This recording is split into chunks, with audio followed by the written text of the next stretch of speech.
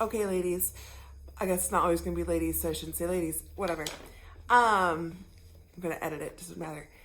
So when I do the 6-week classes, the things that are my priority to teach people is 1, setting up and cleaning up, 2, centering, 3, figuring out where things go and putting them in their correct places. So I start off with, we have our little syllabus, I like to call it. And I usually tell people, like, this isn't like set in stone, but I know that they're going to forget everything that I say. And so that's why we have the paper here. It goes over the dates of the class. So there should be a different one for each class we have, so they can see the dates on there. The location. Then we have the weekly overview. So that tells them what we're going to be working on each week. And I let them know, like, this is not like a hard and fast thing. Like, we go at you guys' pace. I'm trying to teach you these items, and I think I might take handles out of the first 6 weeks, so that they can learn the full spectrum of what you need to do. And we go over the fact that bowls and cylinders are the basis for every single other piece of pottery that they're ever going to make. And so that's why we focus on that in the first 6 weeks. And we also want them to learn how to glaze so that they can do the whole process. The next part on it is expectations. And you'll see in bold, I've got that clay does not go down the sink. That is like the thing that I try to stress the most, is that we do not put clay down the sink, and that we have the buckets, and we'll show them how to clean up so that they don't have to use that, to put those extra safety measures in place.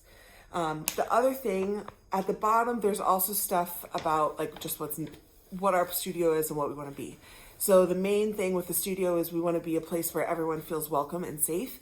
And so sexist remarks and racism are not allowed.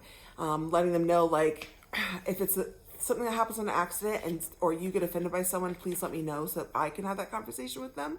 But if it seems like it's a blatant thing that was said to be really rude, that is the basis for it to be immediately kicked out of the studio. We're not going to tolerate it. So I just go like, I know it's not going to happen. I don't expect it to happen, but it's there just so if it does, we're covered. Other thing to stress during the 6-week overview is remind them that glazing is not included in the price of classes, so that they're not surprised at the end of class that when they glaze, they still owe some money for that. So those are the things I stress for this front page. So we stress dates, what we're working on, expectations. Clay doesn't go down the sink. Don't be a jerk. Really, I kind of say it like that too. Don't be a jerk. That's our main one. And then the next page, we have the Open Studio stuff. I know we're going to be talking about changing those hours for Open Studio, but I usually go over them and say, like, these are the hours that we are normally available for Open Studio. And then down here, I have the names of the assistants, and I usually tell them, like, this way you've got the process of elimination. So if I'm Nicole, so then you have these other options for names to guess from. The back, they have the list of tools. Then what's included in class, but I don't really go over those. They've already seen those in emails and stuff. Then I have contact information. So we've got our email on there and we've got the phone number. I usually stress to use the phone number, especially if they're not going to show up at class, or if they need us to uncover something like the morning of, to just shoot a text message to that number and we'll take care of it from there. So that's what I stress with those things. And then from there, I move on to kind of doing a studio tour. For the studio tour, I just kind of introduce them to the wedging table, where the kiln is, just kind of like as a basic, like, these are shelves for storing. This is shelves for like pots that need to go in the kiln. And that's what that is. And then we go through and do a studio tour of the rest of it. I'm also aware everything's going to change from now until the end, or right after I make these videos, but you guys will be able to fill that in. Yeah, so that's that. So studio tour. As I do the studio tour, I try to highlight, I'm just going to take this in the other room. Okay, so during the studio tour, I bring them into the cleaning area to show them where things are. So by the sink, we always have the sponges, which again, this might change, but we have the sponges, we have the large buckets, and then we have the buckets that go by your wheel, right? So I usually tell them right off the bat, like every time you come into the studio, I usually fill up or start filling up one of the big buckets while I'm setting everything up. And then I just get one of the buckets that goes on the wheel and a large sponge, put them in there and bring them in while I'm setting up, then come back and get my big bucket. So that way I just don't have to move multiple buckets of water. I just use that big bucket, dump some of it into my smaller bucket, and that's what I use for the wheel. And that makes it so that they're ready to clean up afterwards. I usually show them where the bathroom is. I show them where the glazes are so they can see that wall of glazes. We don't go into much detail other than just saying like, this is the glaze area. And then I show them the shop. And so when I show them the shop, I usually have them bring their money with them as we do the tour so that they can buy stuff in the shop if they need to right then. So yeah. So I think that's all you need for this cleaning spot, right? Okay.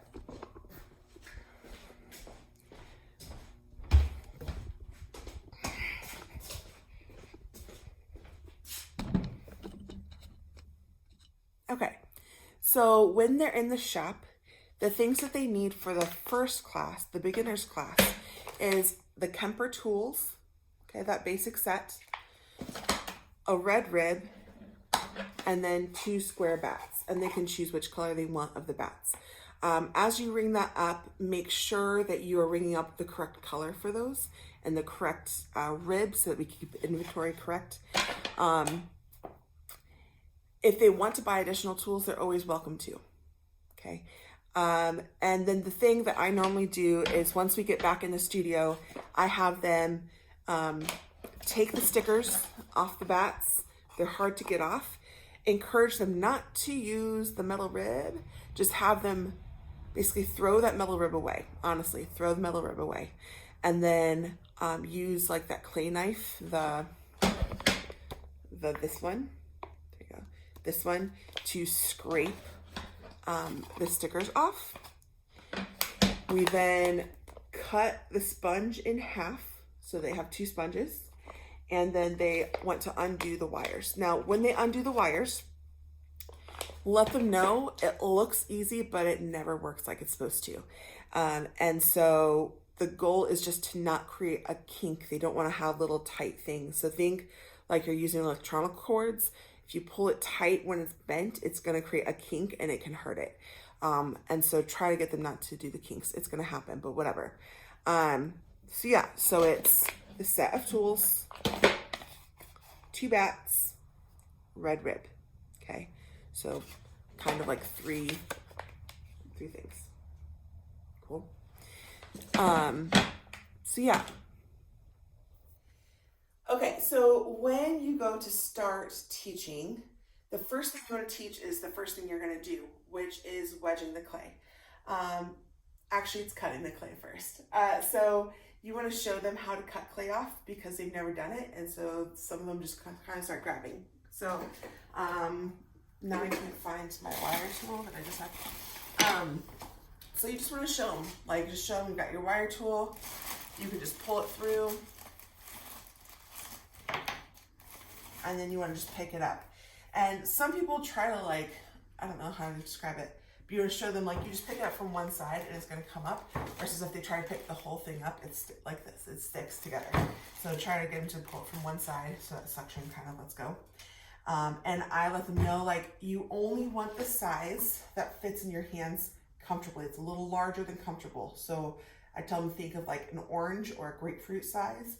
So if they really are OCD, it's like 1.5 pounds-ish. So so that's about the size that you want. But so if you look at this, like that's about that size, right? So I'm going to start wedging. So wedging, the goal is to get the air out of the clay. It looks like you're kneading dough, but you have the opposite goal. So when I wedge, I kind of push down on it first to start with, not like pancake. I don't want a pancake. I have my hands cupped around the sides because they're gonna push in a little bit. And then I use the heels of my hands to push down and away. So I'm pushing down and away until I hit my pinkies on that board. Then they roll up just a baby bit. I rotate those hands around. I'm pushing in while I'm pushing down. So it should be keeping it to the side. If they notice it's starting to stretch out, say, hey, put your hands, wrap them around the sides, and do that again. Because you don't want it wide, you want to keep on pushing in towards the center.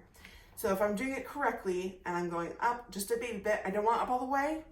Up all the way, it's going to get air trapped underneath.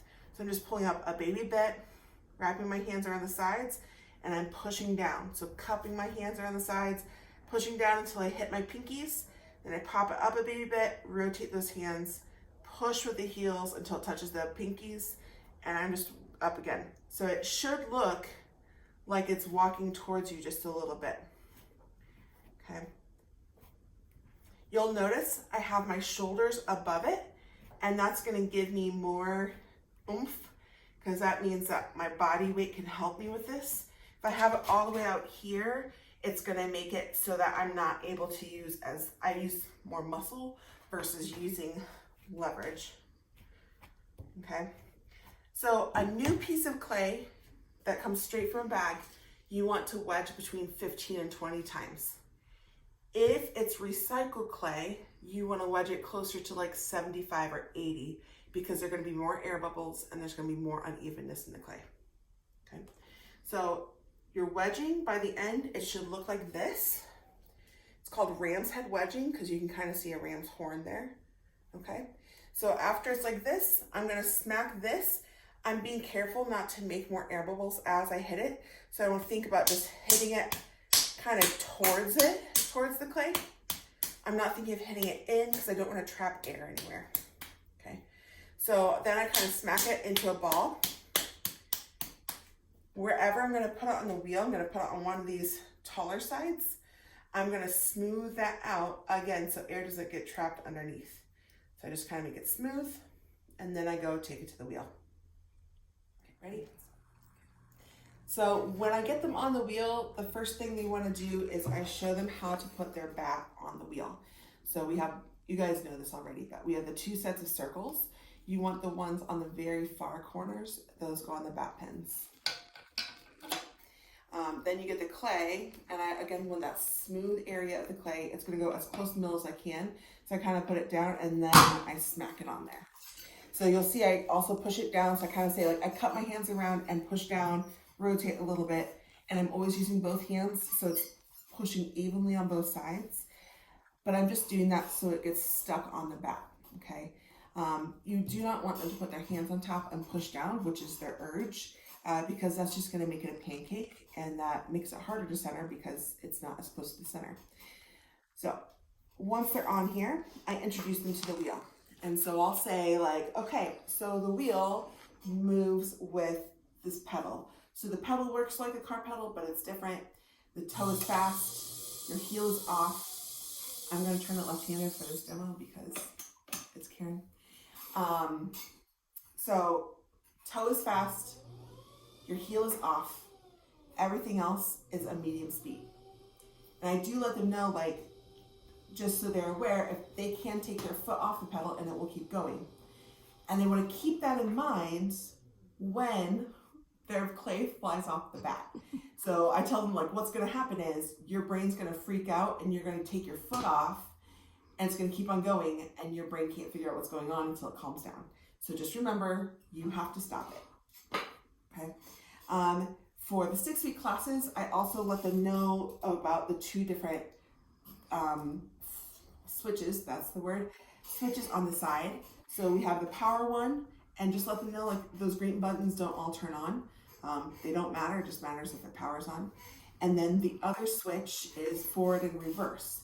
If they try to switch between the two, it can go back to the center, which is neutral, so it's not going to move. They're not going to think it's on, so they have to flip it a little bit farther than they think they do. They kind of have to do it twice, okay? Let them know that because they'll get really confused and you'll be like, the wheel is working, you're fine.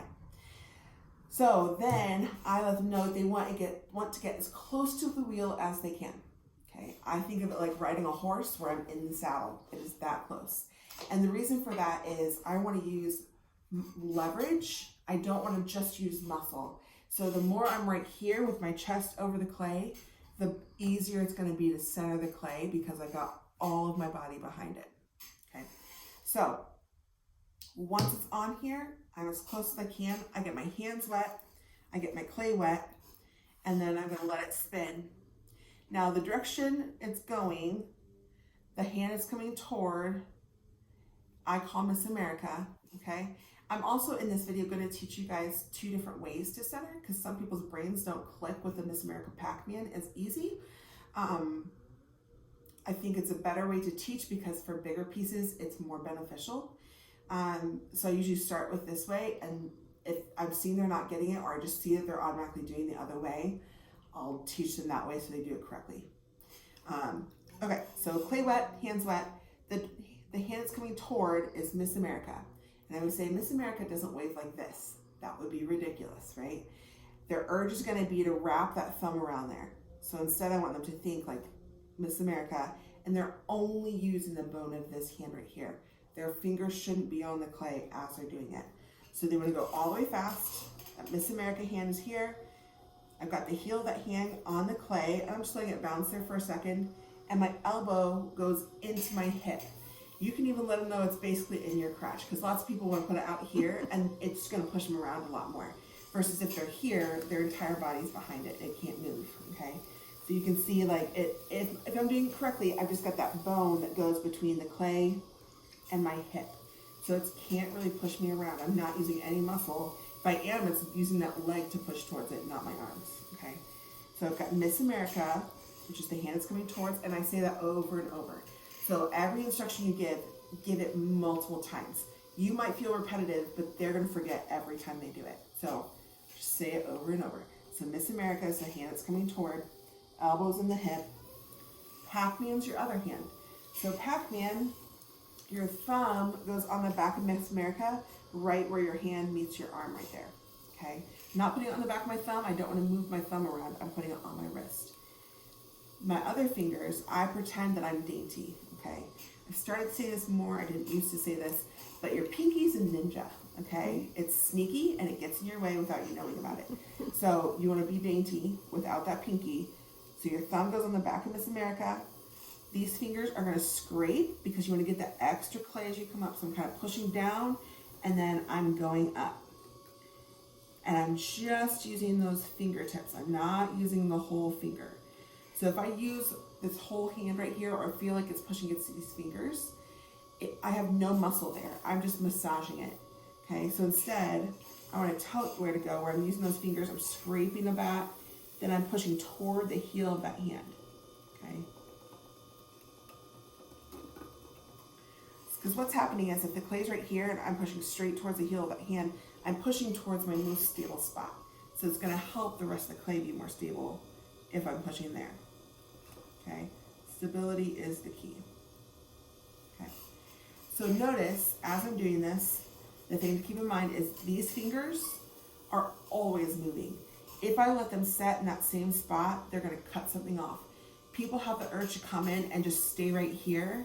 You want them to always move up, okay? One, their urge to do that is because they feel like this isn't centered, so they're trying to perfect it. And that's actually not going to help because they have to use so much muscle to do that. The reason we go up instead is if we can bring up a little bit of clay, we only have to center that a little bit at the top.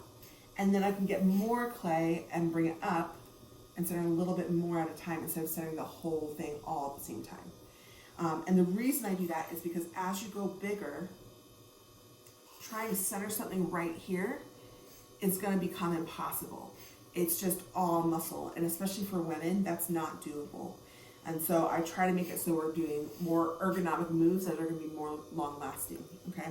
So we'll talk about going back down in just a second. But if people are not catching on, if their brains can't wrap around this movement of the Miss America Pac-Man with the thumb on the back and then scraping, what I'll have them do instead, it's the exact same, your hands do the same movement, the same pressure, but you have the heels of your hands touching, okay? You're still going all the way fast. My heels of the hands are always touching. Both of them are on my hips, and I'm having both of them push against that clay.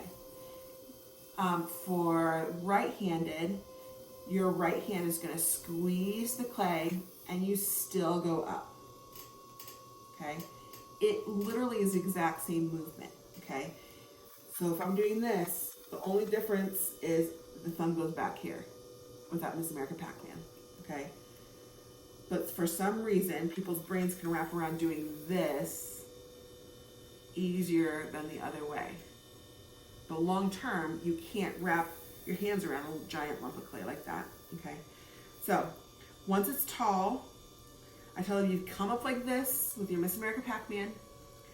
Your thumb is at the top, it just flips over. So I'm still keeping the heel of my hand pushed against that. Okay? And my thumb, I'm using that flat part of my thumb. My thumb, the tip of my thumb is sticking up a little bit, okay? We don't want my thumb to go in because that's going to make a hole, okay? So have that thumb up here. So it came up like this. This thumb just flips over. So using the flat part, the heel of my hand is still pushing. Other thumb comes and joins it. And my hands just kind of let off pressure. They can still cup around, but they're not putting any pressure on. They're just there to hang out, okay? So thumbs are still against it, and I'm kind of pushing away from me slightly, and my thumbs are pushing down. And again, the tips of my thumbs are pointing up, not going like this. I just have them there, okay? So you'll notice people end up trying to go like this, and that just creates a pancake. It starts going really wide, and so if I just did that, one, it's harder to control, but the edges start flaring out, and it becomes a pancake with a narrow base and a really wide top. That's not what we want. We want more control. So those heels of the hands stay against it while I'm pushing down. Elbows are still on my legs. Again, we want that stability. I'm just pushing down until my hands start touching that bad again. Now, if it's giant piece, it's different than that, whatever. But this is for beginners, okay? All right, so I tell them we go up and down at least 3 times or until it's centered. And then the next question is, what is centered, right? So pretend I've gone up and down 3 times, okay? So I'll tell them, this is centered. So if I put my fingers on here, they're not going anywhere. If it's going like this, it's not centered. Now, I know you guys get nervous that you're not going to be able to recenter it, but once it's been centered once, it actually recenters pretty easily. Usually. Unless I'm doing a demo, and then it doesn't work. All right, so the first lesson I always do is cylinders. Because that's, yeah, sure, ready. Okay, so first thing I always teach is cylinders. The first thing I learned, and so that's the first thing I teach. So we've already got it centered. Now our goal is to create the width of our pot. So the other thing I talk about for centering, we'll do that and then we'll move on. Is that centering, because a lot of people have a question of like, what is centering? Why are we centering? Centering is like creating the foundation of a house. So just like the foundation, if the foundation's off and funky, everything above it's going to be off as well. And so we're creating that even base for it. Then once we've got the even base, we want to create the width of our pot. We're working on a cylinder first. So a cylinder just needs to be the width of whatever you're going to make it, because the sides are just going to go up, right? So for a cylinder, when they're first starting, I try to say you just want your base wide enough that you can fit your fingers inside. And the reason for that is it freaks people out to have to stick their fingers in and their pot to have to spread out around their fingers. They'll be fine, but they don't feel like that. And so we want to take some fear out of it because it's hard. So once we have it centered, we want to create the width of that pot, which is that Karate Chop loser. I feel like we need to change what Karate Chop loser is because people aren't picking up on certain things with it. But Karate Chop, we're going to go with it now. That Miss America hand, the hand is coming toward, again, I repeat this all the time, the hand is coming toward, is Miss America. Miss America turns into Xena Warrior Princess, Wonder Woman, whatever you want to say it, okay? This joint right here is what's going to go right in the middle on top, and that is going to push down. So if I just push down with that, you see how it flares out. So it's Karate Chop loser because we need that clay to go back towards the center and not become a pancake, okay? So karate chop is on top. Loser is just like calling someone a loser back in the day. You're going to flip it upside down, and this thumb is just there to remind you to touch that other hand. It doesn't matter how it touches. So you can have it straight out, you can have it bent. I don't even have it like that sometimes. Sometimes this karate chop hand is on the other hand, okay? They're just touching. This finger is what's important. So the pointer finger, I'll also say, the reason I want their fingers tucked under, you'll notice people try not to do that, okay, is because on these bats, if you hit that, it's gonna mess you up and it's gonna hurt you. So we always tuck that under. So this finger, you wanna push down so you can see the color of that bat there, and I'm pointing away from me slightly. If I just tell people to do a straight side, because that's the goal, is flat top, flat sides, okay? If I just told them to make a flat side, they just start pointing straight up and down, which eventually turns into an undercut. They go underneath it. And so I tell them to point away from themselves because we want it to hit that whole finger, not your fingertip, okay? So what happens is as I'm pushing down then, this finger kind of pushes a little bit towards the pot, not like hard, but enough to keep that clay from just going out. So I'm pushing down, down, which makes that clay hit that finger, okay? Oh, that happened really fast. And you'll see this happen where it's this overhang, okay? So the way to fix that is that karate chop does not have to stay straight up and down, okay? I let it go flat, and then I just bend my pinky, and that's gonna make that go away, okay? So this is the point I tell them, like, it's gonna make it go away. So just a reminder, if something happens to your pot, you're trying to figure out what's going on, look at what your hands are doing. Your hands are forming whatever's on the pot. So just a reminder, you're always to blame. It is your fault, okay? So just remind them it is their fault if it happens, okay? So the karate chop is pushing down, this finger is kind of pushing back towards it, and I can let it fall flat and bend my pinky to get that edge to go away, okay? So this finger's still pushing down, pushing in slightly, pushing in, top hand is pushing down, and I am looking for a base as wide as I want to make. So say I want to make a planter. I want the base to be as wide as it's going to end up, okay? Narrow it back in. If you need to narrow it back in, just take that outside hand and use those fingers and just literally just push it back in. It'll go. If it starts getting really off center when you're doing this, center it again. So just go up and push it back down again. Once or twice should just take care of it really quickly, okay?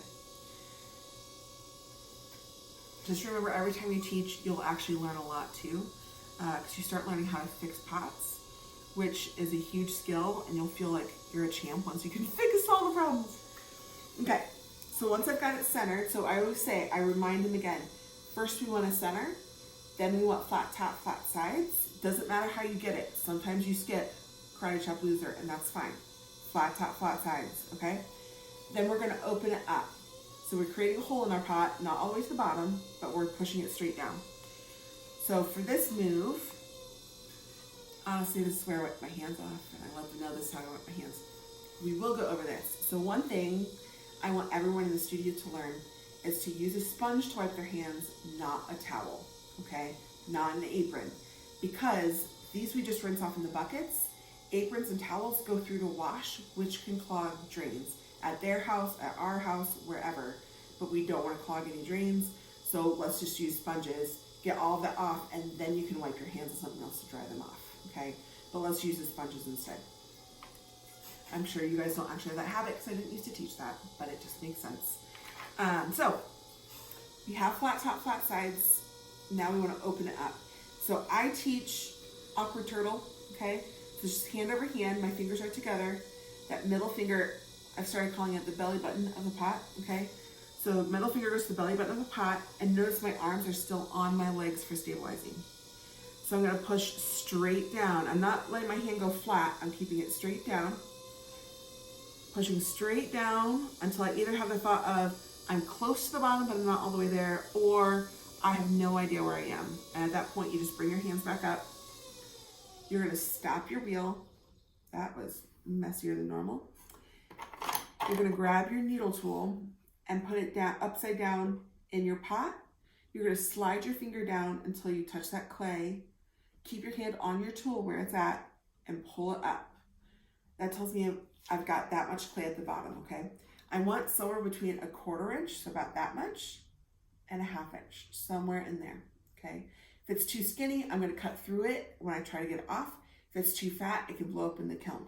So we want it somewhere between there, okay?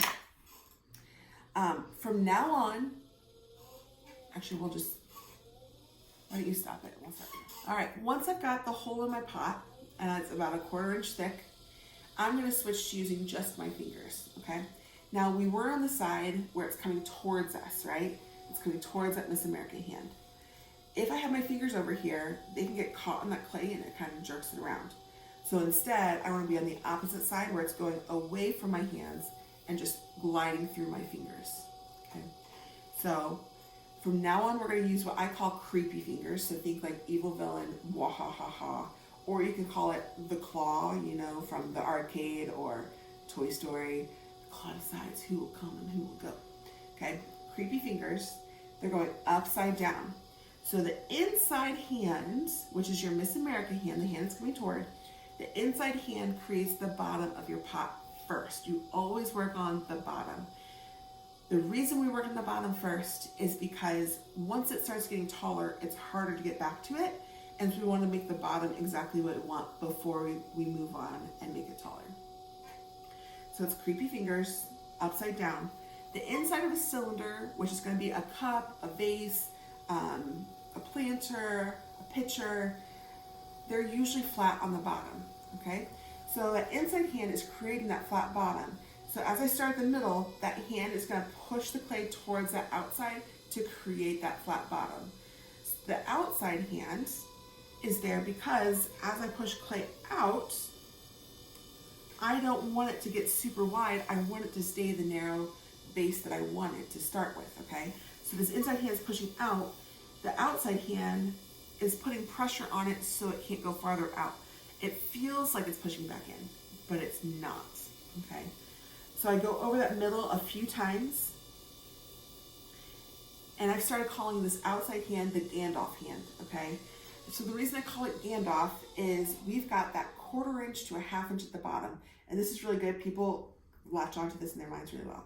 The reason Gandalf is there on the outside is because as I'm pushing out, I'm displacing clay. I'm pushing it out. The clay needs to stay in, right? So the reason we don't want it to get wide, but the other reason is we've got that 1/4 inch to 1/2 inch on the bottom. As I'm pushing out, so say this is the 1/4 inch, 1/2 inch. If I'm pushing out, if I push out too far, it's gonna go over that edge and collapse my wall. So Gandalf's out here going like, if you don't know Gandalf, explain Gandalf to them. Well, if you don't know Gandalf, you need to watch the movie, Lord of the Rings. But if they don't know Gandalf, you teach them that this is the you shall not pass hand, okay? So Gandalf is going like, you're pushing this out, you're gonna fall off this cliff, and Gandalf's going, you shall not pass, you shall not go past this point, okay? Because he's trying to make it so that the wall doesn't collapse. So we're doing creepy fingers, upside down, inside hand creates the flat bottom, Gandalf's keeping it from going too wide, okay? Every time I go up, we've displaced this clay, that's why it's up like this, okay? Every single time I come up, I'm gonna do pinching fingers with my Miss America hand. So the fingers go inside the pot, the thumbs on the outside, and that creates a support. Because I'm gonna put my sponge on the top of the clay and just kind of let it sit there. Notice my sponge is touching those fingers all the time, so we're always touching our hands together to keep stable, okay? And it's just pushing down just slightly to keep it compressed there. These fingers help support it so that if I push down too far, I can't collapse my pot, okay? So I'm gonna do it again where I'm still working on flattening my bottom. So we've got creepy fingers. Remember, repeat these instructions over and over. Creepy fingers going upside down. My elbows are still against my body somehow. My Miss America hand is inside, Gandalf's on the outside. My inside hand starts in the middle every time.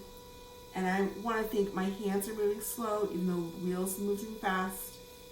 Pushing straight towards Gandalf. And then both hands come up. And as they come up for a cylinder, the inside hand could even come off and the outside hand's just gonna go up nice and steady, okay? The reason for that is we're using centrifugal force, okay? So as it's spinning, just like a merry-go-round, if I spin fast, everything flies out, okay? So we want to combat that, where if you think like if you're on a merry-go-round, you try to get to the middle so you can stay on longer. It's the same concept, okay? So you want things to go back towards the middle. You want things to go back towards the center so it has more stability, okay? Anytime it starts flying out, you want to bring it back towards the center, okay?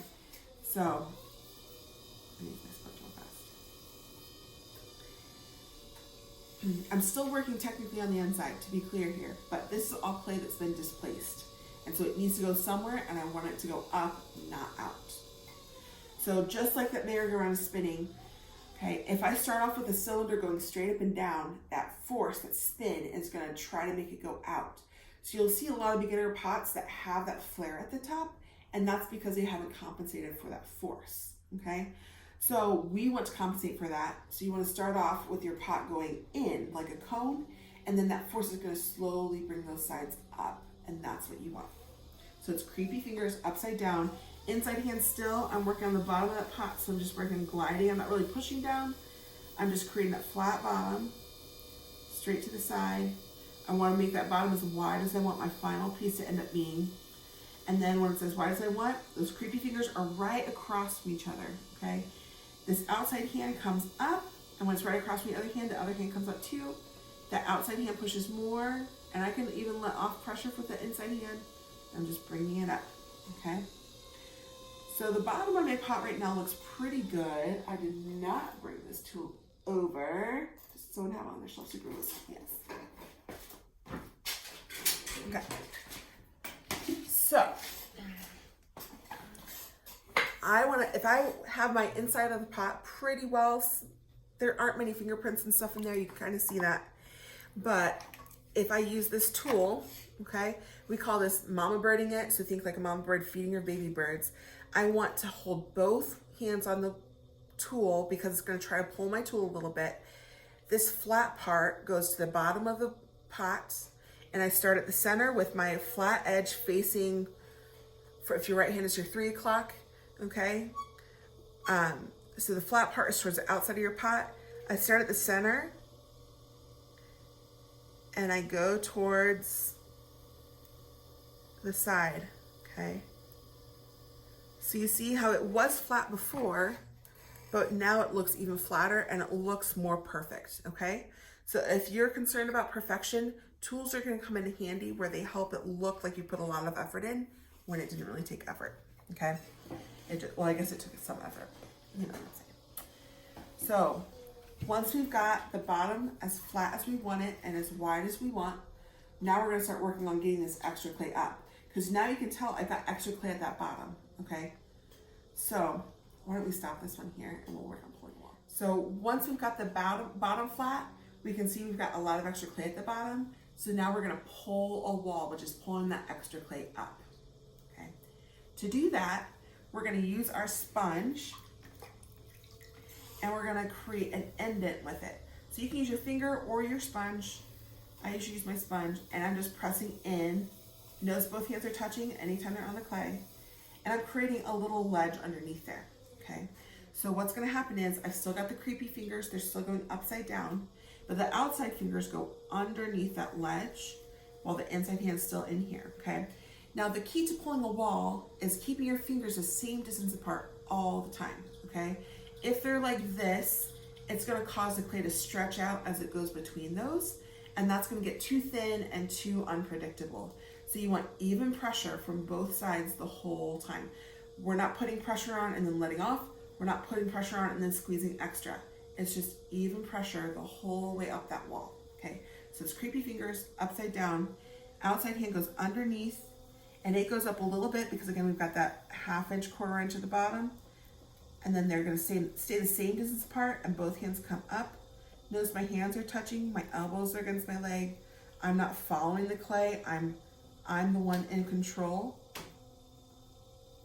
Nice and steady. You can also notice that since I've got walls up, I've slowed the wheel down. That's again, that centrifugal force. If it's going fast, it's gonna make it come out faster. So I want it to slow down so I can pull even nice wheels As it's thinner, it's easier for it to fly out. So you just slow it down slightly. Every time I come up, I've got that pinching motion with the fingers inside, thumb outside. Sponge just sits on the edge. So this sponge helps recenter it, but it also helps compress that edge because it's really easy to pull thin at the top and have the rest be thick. So this also helps thicken up that rim so that it doesn't get too crazily skinny. So we're gonna do that same motion again. So we're gonna pull that wall again. So pulling the wall, you can think, if I've got this clay here, if I squeeze a little bit, there's this extra clay over here. If those fingers stay the same distance apart, everything has to come up with it, okay? So I'm not really thinking about squeezing it. I'm thinking about just getting that initial squeeze and then stay the same distance apart that whole way up, okay? Creepy fingers.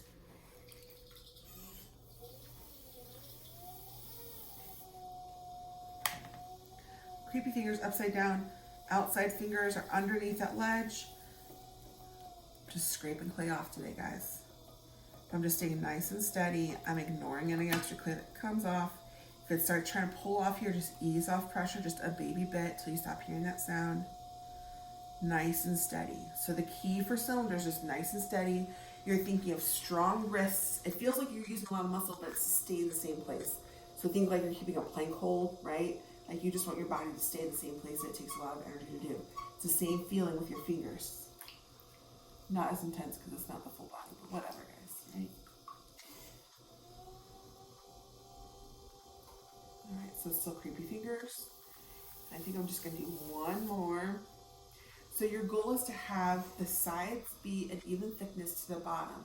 So a reminder that the bottom is between 1/4 inch and 1/2 inch thick. So that's about the same as what you want for the walls of your pots. Unless you're doing lots of stuff with them, then maybe you want them thicker, but. So notice it's starting to go on the top and I'm ignoring it. I'm just staying steady. I'm not letting it freak me out. Just remember, if you stay calm, the clay stays calm. If you freak out, the clay freaks out. It's like parenting. Okay? Can you stop it for a second? All right, let's do it. Okay, so I try to teach people how to cut the rims off their pots as well because they're gonna have to do it. We all do, right?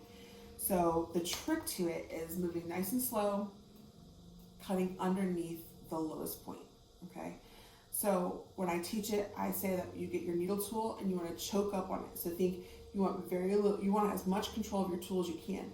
If it's back here, it's gonna move around a lot more than if you have it held like this, okay?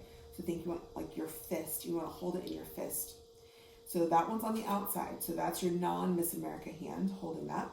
Your other hand, your Miss America hand, the thumb goes on your hand, your finger goes inside your pot, and you wanna let it circle a few times before you ever put your tool on there, okay?